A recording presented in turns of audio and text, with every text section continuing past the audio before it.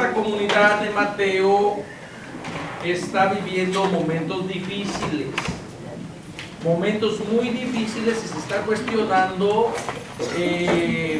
Lo principal es cómo abrirnos al otro grupo.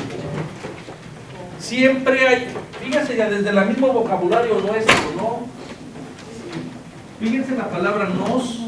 Si ustedes dividen la palabra nosotros, por ejemplo, nos, los que están conmigo y los otros, pero no puede haber un nosotros si no están los otros. O sea, hasta el mismo lenguaje como que nos invita a pensar.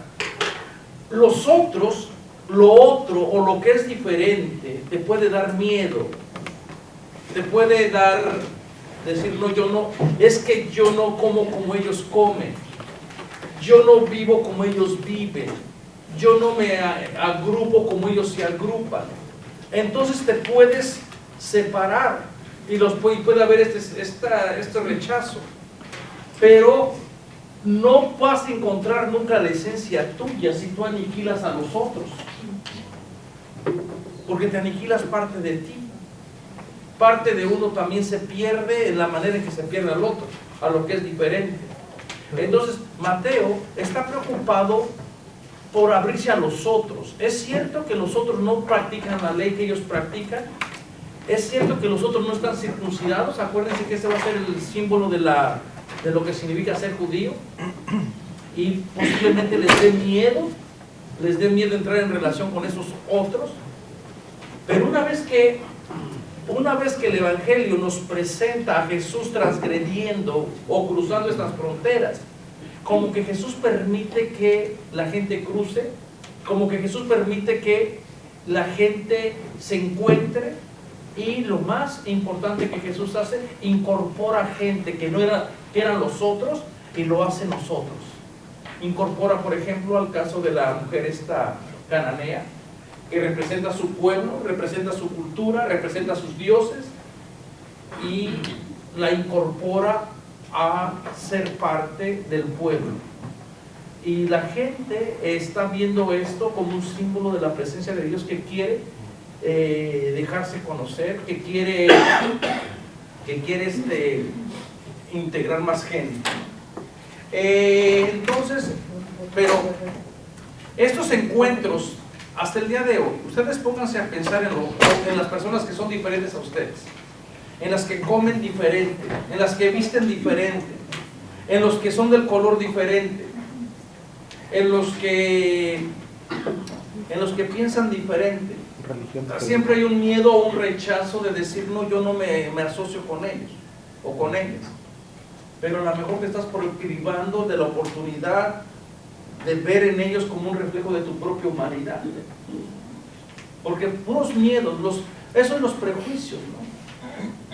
Y por ejemplo, ayer que sucedió esto, lo primero que te viene, ¿y qué tal que esté viendo a este que nada más porque ya estoy con el prejuicio de que era un negro, ya tengo en la mente de que él es el culpable? Y sí, cuando lo identificó, pero ya después cuando vi y el otro muchacho lo identificó y luego ya le encontraron su cartera, dije, pues sí era. Pero entonces, porque también ¿qué es lo que es un prejuicio? Un prejuicio te hace actuar y cometer una injusticia, porque no conoces a la persona y tú te mueves por un prejuicio. Tienes el prejuicio de decir, los de Durango son malos. Es un prejuicio. Volviendo a los de Durango, eso es un prejuicio. Bueno, los de Sonora. Es que no tenemos gente de Sonora. Y ya la regó. Por eso es que absolutamente de Sonora. Bueno, pero entonces es tratar a la gente solamente por un prejuicio, por decir, por cuestión de origen. Habrá gente que, o los chilangos, bueno, y regularmente nosotros actuamos y vivimos y nos relacionamos por prejuicios. No nos damos la oportunidad de decir, a ver, voy a sentarme y quiero conocer su historia. Quiero ver por qué la gente piensa así como piensa. Porque nosotros primeramente ponemos la caparazón de decir, yo no quiero salir de mi zona de confort. Entonces, una vez que salimos, y nos damos cuenta que a lo mejor la otra persona no es tan diferente, que todo nos une a algo, que hay vida. Entonces, la comunidad de Mateo tiene dos tipos de problemas, unos externos y unos problemas internos.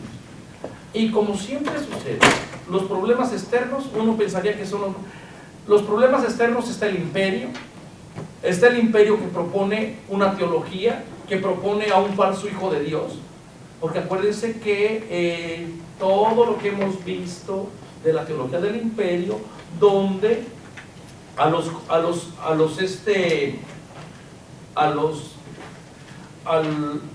romanos y especialmente al emperador se le consideraba hijo de Dios, se le consideraba con títulos que había traído la paz, el evangelio, el progreso, sus nacimientos eran milagrosos. Está toda esta teología del imperio, y cuando Jesús aparece, los evangelios parece que dicen: déjame que te cuente la historia del verdadero hijo de Dios. Está el imperio que tiene una teología fuerte, está el imperio que quita tierras, que desplaza. En el año 68 comenzó el imperio romano a infiltrarse ya directamente en Palestina. 2 años duró la resistencia. En el año 70 se destruye el templo, se saquea, se llevan todos los tesoros del templo para Roma, y esto lo pueden ver ustedes en el puente de Tito, ahí en el Palatino de Roma, donde viene toda la gente cargando las riquezas, pero viene oprimida para Roma. Aparte está la legión, están las milicias romanas, hay muchos problemas externos. Este es un polvorín, todo el mundo se quiere pelear por ese pedazo de tierra, porque es cruce de caminos. Están otros grupos también que están profesando otras fees, otras religiones. Están las religiones de los que nosotros llamaríamos ahora paganos. Entonces hay muchos problemas externos que tiene la comunidad, pero aún así, con todos esos problemas externos, no era lo más difícil para la comunidad. Lo más difícil, como vamos a ver, son los problemas que se dan dentro de la misma comunidad. Dentro de la misma comunidad. En el Evangelio de Mateo nos encontramos con dos conflictos, uno intrajudío y otro intracomunitario, con los de afuera y con los de adentro, ¿no? El conflicto en intrajudío. Hay un primer conflicto intrajudío que es especialmente grave. Estamos en torno al año 80 y el judaísmo se encuentra en una encrucijada vital. En el año 80 es importante situar nuestro texto dentro del contexto. Acuérdense que la Biblia no cayó del cielo. La Biblia que es palabra de Dios, pero en palabras humanas, como escuchamos en el primer módulo. La Biblia tiene un contexto, tiene una cultura, se escribe en un idioma, se escribe en un lenguaje, y la Biblia en este contexto, en el año 80, está viviendo momentos muy, muy importantes. El Evangelio de Mateo se escribe poco después de la guerra judía de los 70, que ha terminado con una catástrofe. Los judíos se habían sublevado, pero esa sublevación les duró muy poco. Habían continuamente guerrillas que intentaban de alguna manera liberarse del pueblo romano, pero prácticamente el imperio romano las aplastó a todas. Aparecían grupos de sicaris, los sicaris, que dará origen a nuestra palabra de los sicarios.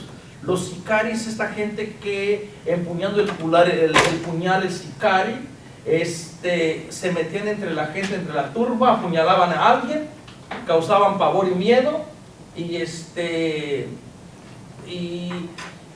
la gente en la turba, cuando se causa este tipo de pavor, ¿Una especie de terrorismo? Bueno, nosotros le llamamos solo terrorismo, pero eran esta gente que no sabía quiénes eran, pero se infiltraban entre las multitudes, apuñalaban, desaparecían. ¿Pero eso era alguien específico o nada Era el más? grupo de los sicarios. Sí, pero el apuñalado era alguien en específico. Regularmente algún importante, a alguien. Entonces eran las guerrillas organizadas. Continuamente, y el pueblo de Israel hacía guerrillas contra el imperio. Salían varios, en este tiempo tenemos documentación, por ejemplo, Flavio Josefo salió de una guerrilla, aunque era el intelectual. Juan Hircano era también el que andaba haciendo otra guerrilla. Continuamente había estas guerrillas que trataban de liberar al pueblo de la esclavitud de Roma. pero el pueblo, Roma se estableció como imperio justamente por tener una base militar bastante fortificada, bastante fuerte, bien organizada. Creo que bueno, no sé, pero creo que todavía está en la guerra, en la manera de educar para la milicia hasta el día de hoy, todavía se siguen las tácticas romanas. No estoy muy familiarizado con las guerras del día de hoy, pero las guerras en romana, las tácticas romanas eran muy bien organizadas, estaba todo bien jerarquizado, todo el mundo tenía una fuerte ideología de primero morir a huir, ¿no? Entonces, bueno, por eso le valió el poder de llevar el imperio de someter a todas las culturas al imperio. Entonces, el imperio de Roma está presente en esta comunidad de Mateo, la iglesia está con miedo y el judaísmo se le ofrecen dos alternativas. Una es la del judaísmo fariseo. Ya no hay templo, se destruyó el templo. Y cuando se destruye el templo, se pierde de alguna manera el centro. El templo no solamente tenía un sentido físico, sabemos que era una obra maravillosa, según lo describe Flavio Josefo. Sabemos que estaba considerado como entre las obras de la arquitectura de aquel entonces, muy adelantado. Bueno, era una maravilla ver el bendito templo. Entonces el templo, pero también en el punto de vista teológico, ellos creían que teniendo el templo de Dios, Dios los iba a proteger. Y a pesar de que Jeremías continuamente hablaba, o los profetas continuamente hablaban sobre la destrucción del templo, que no se hicieran falsas esperanzas creyendo de que no les iba a pasar nada. Acuérdense el capítulo 7 de Jeremías, cuando Dios le dice a Jeremías: ve y párate frente del templo, y comienza a predicar a toda la gente que entra por estas puertas. Y Jeremías echa aquel célebre discurso de todos los que andan diciendo el templo de Dios, el templo de Dios, el templo de Dios es este. Si no cambian su conducta, si no practican justicia, si no cuidan al migrante, si no defienden el derecho del huérfano y de la viuda, se van a ir al exilio. Entonces la teología del templo era fuerte. Pensaban que teniendo el templo no les iba a pasar nada. Por eso la comunidad recordaba a Jesús irritado totalmente contra el templo, porque el templo había sido prácticamente todo menos lo que tenía que ser, que tenía que convertirse en un encuentro con Dios y su pueblo. El templo se convirtió en un centro donde se explotaba, se oprimía y se le alejaba a la persona de la presencia de Dios. Entonces, cuando se destruye el templo, toda la teología también del templo cae. Ya no hay sentido de seguir perteneciendo. Ya vimos entonces de que Dios no puede estar en un templo, y uno puede preguntarse: pero ¿por qué Dios no está en el templo? Porque ese templo está lleno de injusticia, y Dios no puede estar en un lugar donde hay injusticia. Dios no puede estar en un lugar donde la gente no es bienvenida. Entonces ya nomás le quedó la otra alternativa, entonces hacerse al estilo fariseo. Y para practicar el judaísmo al estilo fariseo solamente necesitaba interpretar la ley. Entonces dice: una es la del judaísmo fariseo, que controla todas las sinagogas y que propone un judaísmo centrado en el cumplimiento estricto de la ley, entendiendo la ley a todos los aspectos de la vida cotidiana. Para interpretar ley, para ser parte del grupo de los fariseos, no necesitas templo. Donde quiera que tú te reúnas como comunidad, puede ser debajo del árbol, puede ser en la sinagoga, en el lugar de la reunión, solamente necesitas prácticamente que alguien te interprete ley y que te adhieras a los principios de la ley. Entonces, por eso es que para muchos grupos cristianos, el movimiento fariseo, que desde ahorita les digo, no eran malos como uno piensa. Uno cree que los fariseos siempre eran hipócritas, eran mentirosos, eran dobles. Muchos de ellos buscaban agradar a Dios por medio del cumplimiento de la ley. La ley no era mala, la ley tenía un sentido bueno. Lo que nosotros sabemos de los fariseos es por medio del grupo que ahora llamamos cristianos. Pero posiblemente dentro de esos grupos de los fariseos habría gente devota, gente cumplidora de la ley y gente justa, ¿verdad? No todo el mundo era como nosotros pensaríamos. Entonces, una alternativa entonces era tratar de sobrevivir sin templo, solamente practicando y interpretando la ley, para poder constituirse como pueblo. La otra alternativa es lo que podríamos llamar el judaísmo mesiánico. El grupo de judíos que afirmaba que Jesús es Mesías y que el Mesías ya ha venido y que el reino de Dios ya ha comenzado. Entonces parece ser que la propuesta de la comunidad de Mateo es irse por este segundo grupo, donde están viendo la presencia de Dios en la figura de Jesús. Entonces, para este grupo de personas, Jesús, con su propuesta alternativa, va a encarnar la presencia misma de Dios en la tierra. Y para esta gente, lo que hace Jesús y lo que dice Jesús prácticamente es estar construyendo el reino de los cielos, que para Mateo es de los cielos, aquí en la tierra. Se plantea por tanto un conflicto intrajudío entre el judaísmo fariseo y el judaísmo mesiánico. Y este conflicto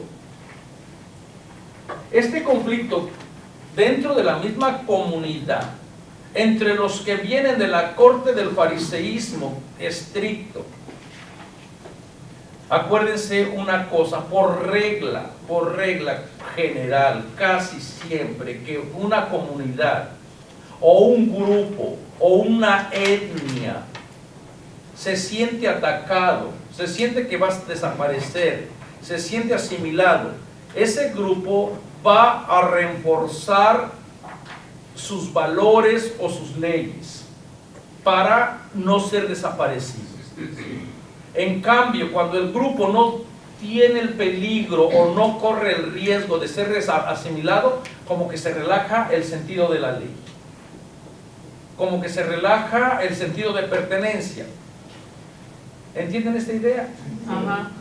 Cuando hay un grupo, cuando hay factores externos,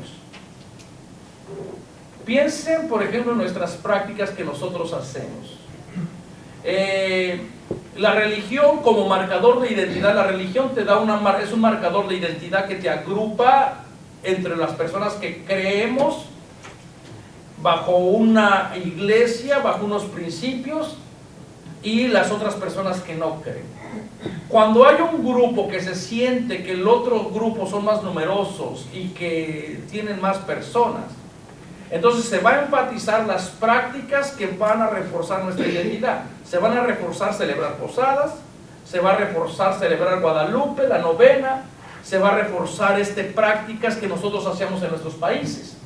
¿Para qué?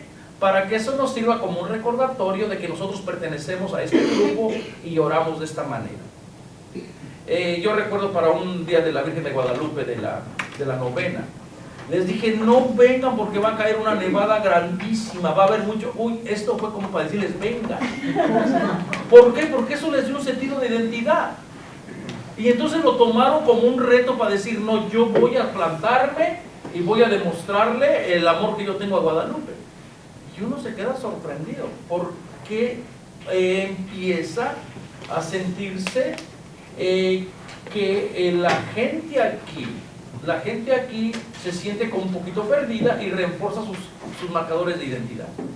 En cambio en México, pues la gente, yo creo que se vive de una manera más fuerte, me atrevería a decir en algunas expresiones. Nuestra fe acá se manifiesta más públicamente que como se manifiesta por lo menos en las ciudades grandes de México, a lo mejor en las comunidades rurales. ¿Pero por qué? Porque ellos no tienen esta concepción o este miedo de que van a ser asimilados. Nosotros estamos aquí negociando nuestra identidad ante otros valores, ante otras culturas. El pueblo de esta comunidad de Mateo está en la disyuntiva de inclinarse a reforzar la ley que les daba identidad, la ley que Dios se las había dado para que supieran cómo comportarse como pueblo, O la otra actitud es creer en Jesús, que tiene un sentido un poquito más abierto de lo que era misma la ley. Y a veces la gente dice, pero Jesús, ¿de dónde, cómo tiene que aprender también? ¿De dónde le nace a Jesús la conciencia de ver a esta gente que anda como ovejas sin pastor? Ante la injusticia parece que Jesús es bastante sabio al observar cómo su gente, cómo su cultura está prácticamente deshumanizada y cómo la religión, en vez de ayudar a la gente a encontrarse con Dios, me imagino que los que para el pueblo fariseo el hecho de que ya no tuvieran el templo lo vieron prácticamente como un castigo, como un cumplimiento de las profecías de Jeremías. A decir, Jeremías ya lo había dicho, se destruye el templo y entonces qué bueno que le que lero, ¿no? Entonces pero también por otro lado el pueblo mismo también se reinventó y se afianzó a la ley para decir, si ya no queda el templo, lo único que nos queda es la ley. Y ahora sí. Y luego aparece el movimiento de Jesús, que también parece ser que va a comenzar a relativizar la ley. Y dice, ¿y ahora qué queda? Ya no tenemos templo. Y ahora viene un movimiento, y ahora viene un tal Jesús. Viene un tal Jesús que viene a proponer. Por eso Mateo va a ser el único evangelio que va a decir, no crean que he venido a abolir la ley, sino vine a cumplirla, vine a darle su plenitud. ¿Y qué es lo que hace entonces Jesús? Pues le va a dar una reorientación total a la ley. No la quita. Jesús nunca dijo que la ley no fuera buena. Pero lo que hace Jesús es hacer que la ley dé vida. Y dé vida para toda la gente. Y por eso tenemos aquellas expresiones del lado. Ustedes han oído que se dijo, ¿verdad? Pero yo les digo, todo el proyectito de vida. Ustedes han oído que se les dijo ojo por ojo, diente por diente. Esa era la ley. Y ustedes me dicen, ¿es una ley salvaje? Pues no. En el fondo era una ley justa. Pues sí, para aquella gente era justa, porque si alguien te sacó un ojo, tú no tienes derecho de sacarle los dos. Nada más sácale el ojo que te sacó a ti. Pues es todavía no estamos en los derechos, me perdonan, pero todavía no nacen los derechos humanos como los entendemos ahora, Ahora ya estamos 2000 años después. Pero para aquella gente del pueblo, si alguien te mochó la mano izquierda, mochale también tú la mano izquierda. No le moche las dos. Entonces, ojo por ojo, diente por diente. Esa ley intentaba poner prácticamente un alto a la violencia. Porque en el enojo, tú te puedes enojar. Tú puedes pensar de que tienes derecho a matarle porque te sacó el ojo, pero no. Pero Jesús en el Evangelio va más allá. Va más allá. Ustedes han dicho que hasta aquel que se enoja ya está mal. ¿Por qué? Porque ya permitió que el enojo cause otro tipo de pecado, otro tipo de violencia. O en la cuestión del adulterio. Ustedes han dicho que se permite el adulterio firmando el acta de divorcio, porque la mujer no tiene derecho a divorciarse. El hombre se puede divorciar en cualquier momento, y se puede divorciar porque ya no le gusta a la mujer o porque es estéril. La mujer siempre es la estéril, el hombre en el mundo bíblico no es estéril. La mujer es la culpable. Entonces, o porque simplemente ya no le gusta, entonces que nomás le firma el acta de divorcio, como lo dijo Moisés. Y Jesús dijo, no. Al contrario, yo les digo que el que vea con deseos a la otra mujer, ya cometió pecado. Porque entonces, ¿y qué es lo que dice Jesús? Entonces, ¿qué difícil es? Al contrario, es bien liberador para la mujer. Porque ya el hombre no va a poder divorciar a su antojo. Al contrario, está tomando la actitud de la mujer, a decir, no, ya tú tienes que respetarla y no la tienes que ver como si fuera objeto de tu deseo, de tu placer. Entonces, la ley que Jesús va proponiendo es una ley que va otra vez encaminada al espíritu de vida. En cuestiones en cuestiones donde la gente se enredó con tantas cosas, Jesús vuelve otra vez a rescatar este sentido, de decir, no, la ley está hecha para el ser humano, no al contrario. Entonces estaba manipulando para la ley, ¿no? Lo estaban usando a conveniencia de él.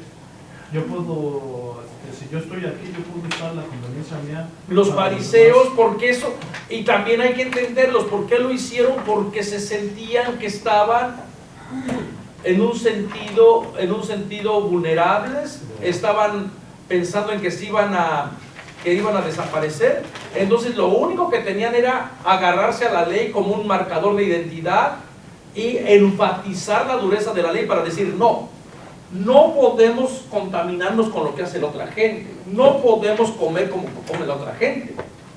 ¿Por qué? Porque las circunstancias de hacerlo, la gente puede puede crear confusión. Entonces, dos maneras que la comunidad de Mateo tiene que resolver: o practicamos nuestra fe en Cristo Jesús como lo hacen los fariseos, o lo practicamos como nos enseñó Cristo Jesús. Lo practicamos como en la idea de Jesús. Y por eso vayan al capítulo 23, por favor, del Evangelio de Mateo. Nos encontramos con una polémica durísima contra el judaísmo fariseo.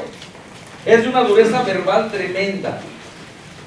Vayan al capítulo 23, por favor, porque por eso ahora sí vamos a poder entender por qué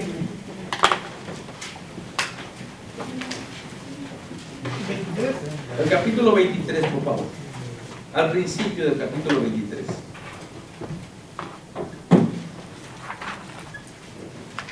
Invectiva, ¿qué es una invectiva? Fíjense, Jesús comienza, dice, el pleito que tiene Jesús contra los letrados. Ese es el contexto en el 23.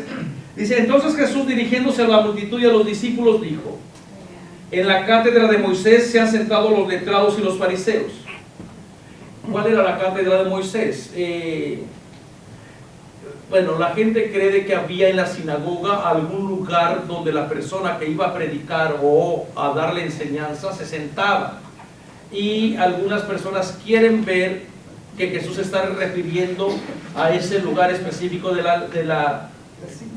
lugar. Entonces la cátedra sería entonces el lugar donde alguna persona que iba a darle enseñanza. ¿Se acuerdan ustedes cuando le dijeron a siempre primero se leía la escritura y luego alguien predicaba acerca del texto? Y regularmente a veces se abría para si alguien quería comentar algo. Solamente lo podían hacer claro los judíos, ¿verdad? Entonces posiblemente se esté refiriendo Jesús aquí al hecho de que la persona que se ha sentado en este lugar específico para dar la enseñanza, pero también puede ser la gente que tiene como tarea la enseñanza de la ley, o que ha manipulado de alguna manera la ley. En la cátedra dice, se han sentado los letrados y los fariseos. Ustedes hagan y cumplan lo que ellos digan, pero no los imiten, porque dicen y no hacen. Este texto este capítulo refleja la comunidad de Mateo, que está teniendo problemas en aceptar de alguna manera la propuesta de Jesús, y por otra manera se están sintiendo atraídos también por seguir con el movimiento fariseo. Están imitando, están cristianizando el movimiento de Jesús, pero al estilo fariseo, entre los que son más conservadores y los que son más radicales. Entonces parece ser que la comunidad de Mateo está invitando más bien a inclinar la balanza, a aceptar el sentido de la ley de una manera más abierta, más profunda. En ningún momento está diciendo que la ley no sea buena. En ningún momento está diciendo que la ley no tenga sentido. Incluso está diciendo hagan lo que la ley dice, pero no imiten a la persona que les esté enseñando la ley. Y yo creo que esta dicotomía entre la persona que dice y la persona que hace es el fantasma que nos ha perseguido hasta la actualidad, especialmente entre las personas que tienen el micrófono. Es muy fácil decir lo que ustedes tienen que hacer. Yo tengo el micrófono, yo les puedo decir, hagan esto, hagan lo otro, hagan lo otro. Y la gente puede decir, pues qué bonito. Pero casi que siempre nosotros tenemos autoridad contra otra persona.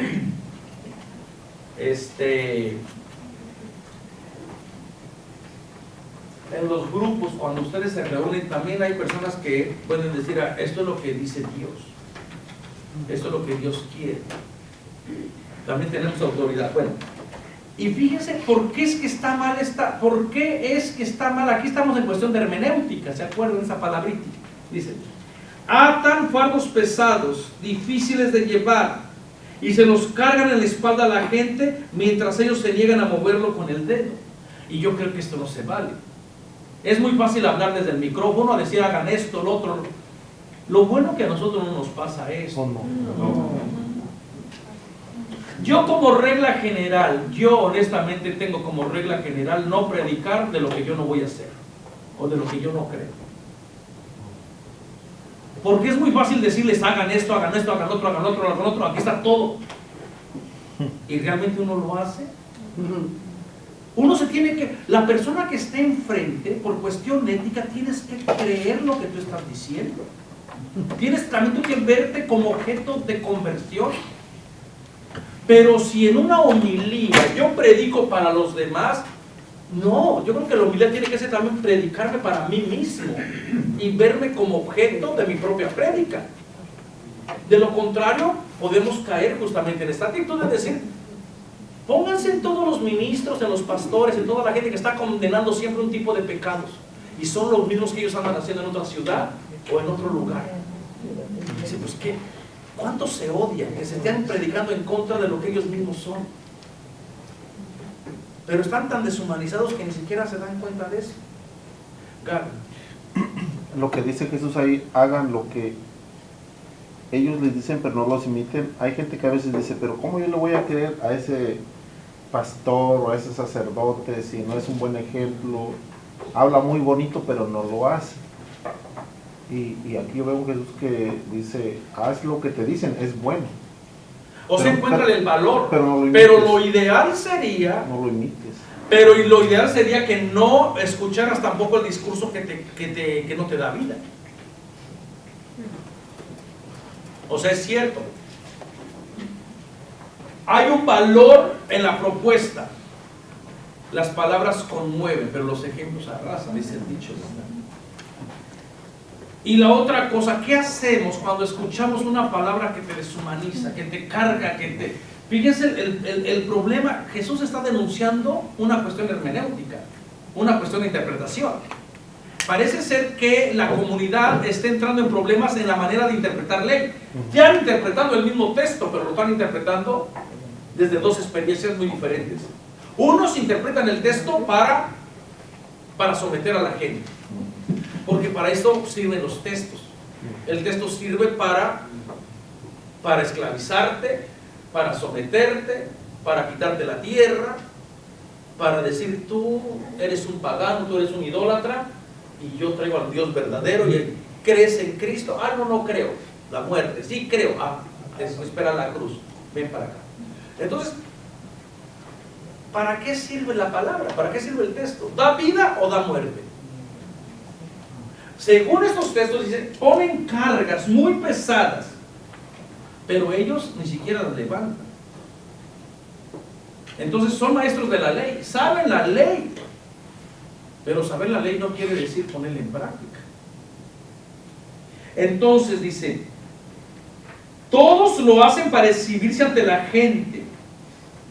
Parece que no habla muy bien entonces de los escribas. Acuérdense que está criticando a los escribas y a los letrados, a los fariseos.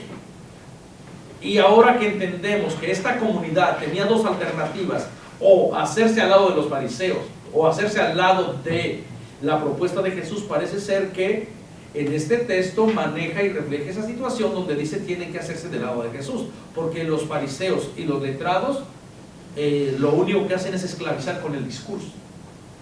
No te esclavizan a lo mejor con el grillete o con la cadena, pero te han esclavizado con la ideología. Han trabajado tu cerebro, han trabajado y te lo han manipulado, te han metido miedo, y una vez que te meten miedo, tú vas a creer lo que tú quieras creer, lo que ellos te digan que creas.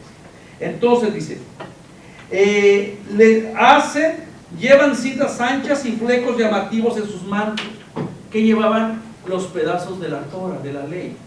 Hasta el día de hoy, si ustedes algún día van a Jerusalén, algunos fariseos de este tipo todavía llevan entre sus ropas pedazos de la ley, o se las ponen aquí en la frente, o se ciñen la mano con pedazos del cuero para hallar la ley. O sea, es casi, yo siempre les digo, no los ven como si vayan a un zoológico, pero de reojo observen cómo oran, cómo. O sea, en el norte está una población de judíos, y el día sábado y viernes se ve mucho Rezando que llevan así. O que viene de esta tradición, y parece que el movimiento de Jesús está tratando de decir, les está haciendo una crítica muy fuerte. Y ¿saben qué? Solamente la gente que conoce, solamente la gente que ha salido de esa misma experiencia puede criticarlo. Los grupos más enemigos son los que antes eran amigos, hasta en la vida, hasta en las mejores familias. Los mejores amigos, cuando se nos rompió el amor, O los exes. acuérdense lo que decía aquella obra de entre mujeres podemos despedazarnos, pero jamás nos haremos daño.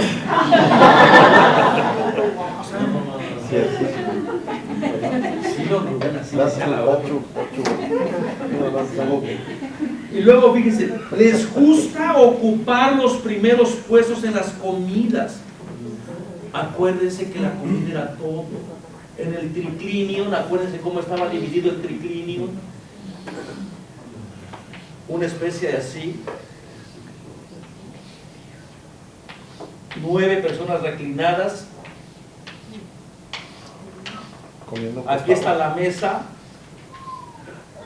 y este era el sitio de honor. Este es el que se están peleando los fariseos, y de aquí para acá este es el de menos honor, porque este es el anfitrión. Entonces este es el que nadie quiere. Ese es el sitio que se están peleando. Y cuando estudiamos las comidas, la comida es todo, desde quién se sienta dónde. Hasta el día de hoy todavía conservamos jerarquías en comidas, quién come qué.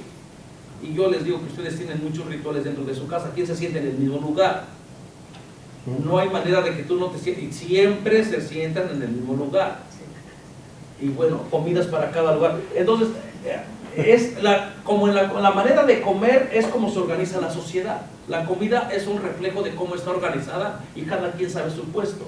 Entonces, estos letrados les gustan los primeros lugares, y parece ser Jesús dice, bueno, tú en cambio cuando hagas una comida, siéntate en este lugar para que cuando venga el que te invitó te diga, amigo, pásale y brinca todos estos y quédate acá. Porque es más fácil que el que está acá, que se engrandeció, lo bajen, y entonces es el acabose. Para esa gente el honor es muy importante. Que lo exhiban a uno en una comida, donde te dieron un lugar donde no, o tú querías ganar honor a base de pisar a otro, es la muerte. Entonces, está bien estratificado. Estos son la gente, ¿no? Les gustan los primeros lugares en las comidas y los primeros asientos en las sinagogas. Y claro, ¿a quién no le va a gustar estar en el VIP? Por eso nosotros, cuando nos dieron los boletitos de la Gloria Trevi, ¿quieren estar en el VIP? Sí.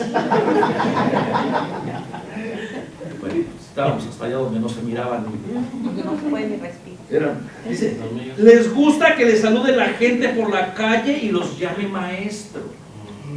Uy, ya viene con los maestros. Ustedes no se hagan llamar maestro. Nadie en esta comunidad, nadie puede ser maestro, porque el único maestro es Jesús. Es el Moisés que se siente en la cátedra y que comienza a dar lecciones de cómo relacionarse con Dios. Acuérdense que para esta comunidad Jesús es como el nuevo Moisés. ¿Y quién se puede comparar con Jesús como el maestro? No, nadie puede comparar. Y esta gente piensa que va a ser como maestro. Y Mateo va a decir, no lo confundan. Esta gente se ensancha. Y claro, los maestros en aquella época tenían mucha reputación. No es como ahora que la gente se les duerme, la gente no viene, la gente no le cree. Había un rigorismo en aceptar discípulos. Los maestros no aceptaban a cualquier persona como discípulo. Primero se examinaba, se escrutinaba, se veían expedientes, a ver de qué familia vienes, qué tribu vienes, cómo vives tu fe, eres piadoso, no me vas a poner en ridículo. Primero se ponía a prueba. Por eso el hecho de que Jesús vaya y sea un rogón, estar buscando discípulos, eso es la muerte. Pero desde el punto de vista teológico, es el Dios que viene a buscar otra vez al pueblo. No es el pueblo que puede buscar a Dios. Está cambiando la regla. El pueblo, por muy pueblo que sea y por muy sabio que sea, nunca va a poder entender a Dios. Al contrario, es Dios que toma la iniciativa y viene a buscar. Entonces cambia totalmente la relación. Entonces Jesús, como maestro, es un maestro muy fuera de lo normal, porque viene, busca él mismo, ve él mismo y llama sin previo conocimiento de la gente. Llama a un publicano, llama a un pecador, llama a todo el mundo. Casi que Jesús hubiera puesto, se recibe cascajo, se plancha ajeno, se lava ajeno, se capa el gato, se afina el piano, se ponen inyecciones a domicilio. Todas estas cosas que la gente hace para sobrevivir, casi que Jesús lo hubiera colgado. En la casa de Jesús todo el mundo cabe, y esto es lo que a la gente no le... Entonces el maestro en la antigüedad tenía muy buena reputación. Y si un alumno lo dejaba mal, el maestro perdía credibilidad y prefería el suicidio. Por eso el hecho de que Judas, y esta tensión se deja ver en el encuentro que tiene Jesús con su discípulo amado, cuando va y lo saluda y le dice maestro y lo besa. Esa era la manera de que debería de saludarlo el discípulo al maestro.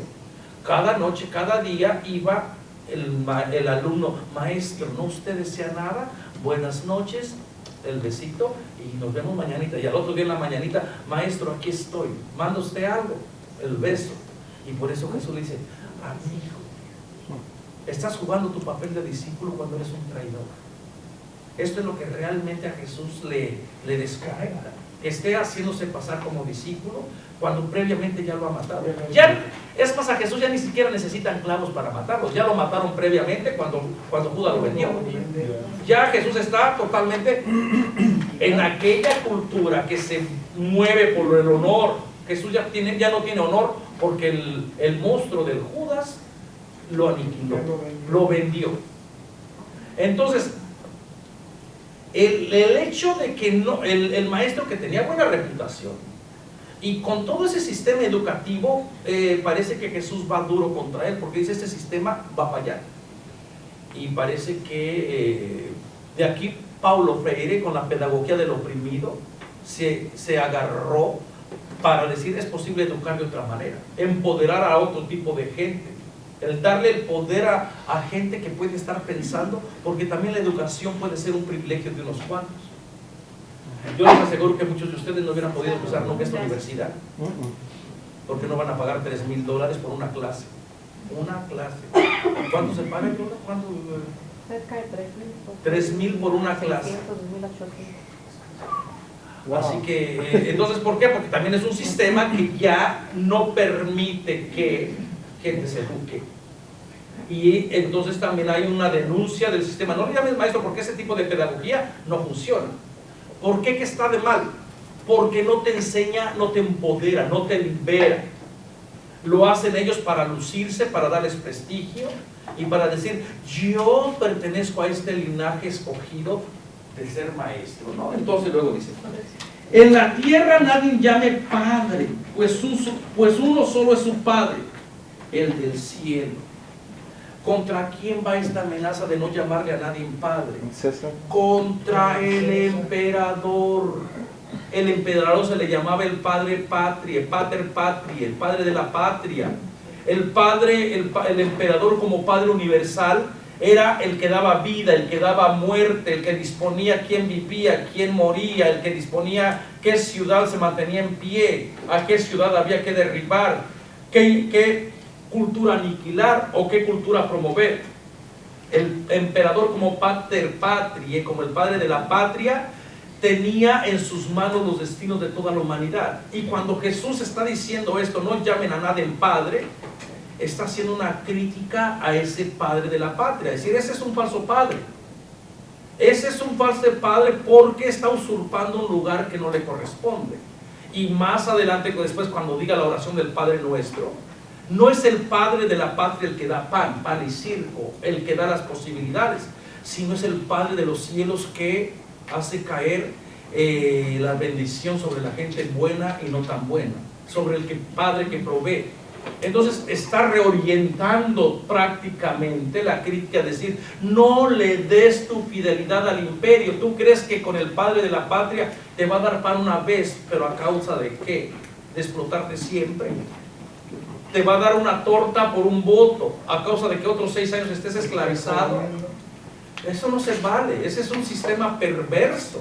No llamen a nadie padre, entonces no le des tu lealtad a un sistema que te va a explotar. En cambio, dice, ustedes tienen sola. Fíjense qué idea tan preciosa. Y eso es provocativo. Con esta idea Jesús les dice, ustedes tienen el Padre que está en los cielos. Y con esta idea entra una relación más filial, más personal entre el Dios de Israel y el Dios de la comunidad. Ya no es entonces el Dios lejano, ya no es el Dios del miedo, ya no es el Dios del pavor, ya no es el Dios que explota, ya no es el Dios que mata, ahora es un Dios que se le puede llamar papá. Y eso fue algo tan provocador que parece ser que les causaba mucho a los que saben la ley, que alguien se atreva a llamarle a papá, a Dios, papi, como Abba, papa. Y ustedes todavía van por allá, bueno, cuando escuchaba ayer en Malul, allá a un lado de Damasco, a los niñitos diciéndole a sus papás, Abba. No entendía más que Abba. O sea, cuando le gritaban a sus papás, Abba. En esta relación. Y eso es lo que Jesús hace. Llaman a Dios Abba. ¿Por qué? Porque entra en una relación de intimidad. Y esto, si aprendiéramos esto, yo creo que sería algo muy bueno. Entonces, no está tratando de decir a nosotros, no los padres, ¿no? Ni se dejen llamar jefes, porque solo tienen un jefe que es el Mesías. ¿Contra quién irá esa? Contra el procurador, contra los que están allá. Y claro, si esto pertenece al Jesús histórico, créanme que esto sería contrarrevolución. Cuando uno estudia los evangelios en su contexto, no puedes tú negarle que los evangelios eran una crítica al sistema. Los evangelios son bien políticos. Pero claro, después con tanta interpretación, pues ya perdieron ese sentido. Ahora se suavizaron. Lo que está proponiendo esta comunidad es vivir de una manera alternativa, no como vive Roma, no como proponen los fariseos rigoristas, ahora como propone el Mesías, el Cristo, el ungido. Es vivir de acuerdo a los valores que está proponiendo Jesús. Entonces, ningún jefe, por mucho poder que tiene, anteriormente acababa de pasar en la idea del tributo al César. ¿Es lícito pagar el tributo, sí o no? En el capítulo en el capítulo anterior, en el 21, el 22.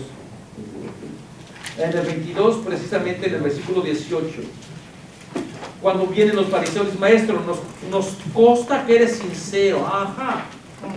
Los fariseos, que enseñas con fidelidad el camino de Dios y que no te fijas en la condición. Bueno, después dice, dinos tu opinión, ¿es lícito pagar el tributo a César? ¿Sí o no? Jesús, adivinando su mala intención, les dijo, ¿por qué me tientan como el demonio, como el Pedro? ¿Por qué me ponen esta trampa? Hipócritas, muéstrenme la imagen. Y cuando le muestran la imagen, ¿qué es lo que dice? ¿Qué imagen tiene? No dice por ahí. Sí. ¿De quién es esta imagen y esta inscripción? Lamentablemente no tenemos la imagen, no le sacaron la foto para ponernos ahí la imagen y no nos pusieron la inscripción. Si nos hubieran sacado la imagen, pero gracias a Dios que tenemos monedas del siglo I con esta imagen, y en la imagen está César, y atrás de la inscripción dice Divis Filius, hijo de Dios. César, hijo de Dios.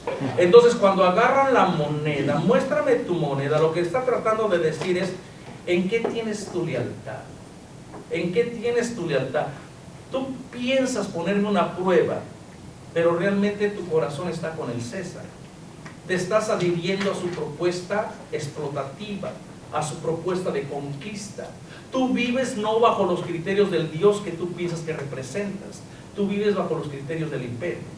Y por eso, como no vives con los criterios de Dios, da al César, quédate con tu César, quédate con tu idolatría y no mezcles al Dios que es diferente, al Dios que Jesús representa con esta otra propuesta, ¿no?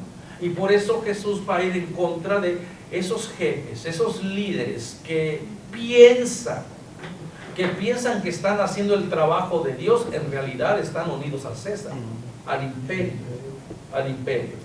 Entonces no llamen a nadie guía, porque solamente el Mesías, el Cristo Jesús. En el Evangelio Jesús no admite competencia y siempre hay un precio que pagar. Hay siempre un precio que pagar por la verdad.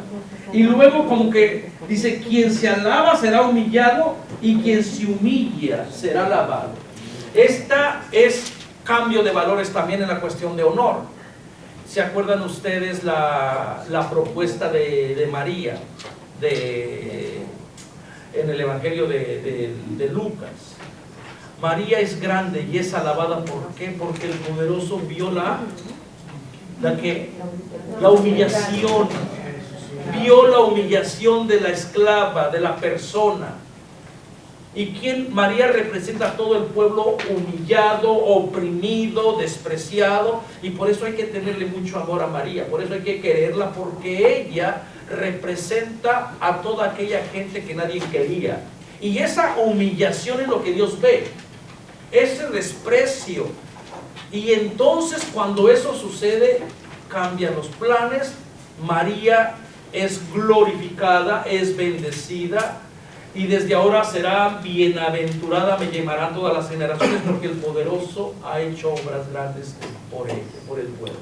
Entonces, y esta es la misma propuesta de Jesús en Mateo.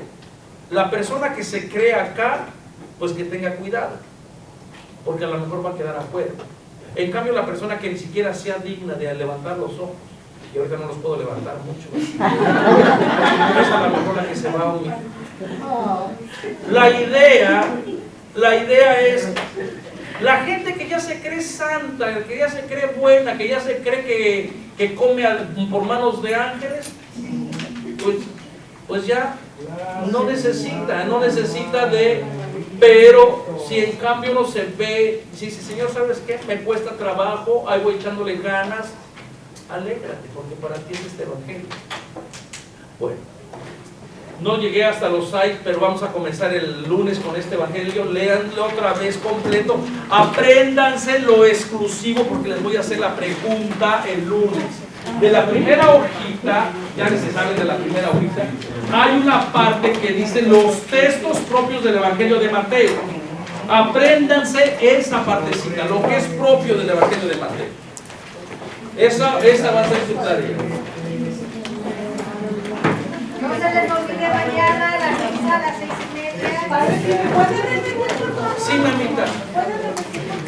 El número sí, del Evangelio, de las hojitas que les di, de la primera hojita, tiene el número 5 que dice lo que es propio del Evangelio de Mateo. Lo propio del Evangelio de Mateo. ¿Quién me faltaba de las hojitas? ¿Y ustedes por qué no tenían? Ya entonces ya se me acabaron las hojitas. ¿Ok? ¿Ya encontraron lo propio del Evangelio de Mateo? Miren, dice lo propio del Evangelio de Mateo.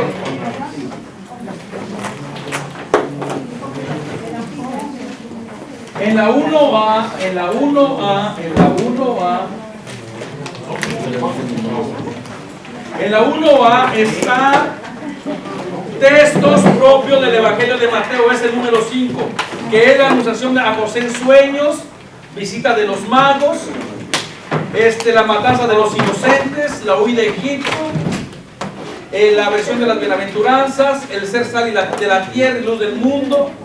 Eso es lo que quiero que se aprenda, para que ustedes digan, esto es lo único que Mateo tiene, lo que es propio de Mateo, que no lo vamos a encontrar en ningún otro evangelio.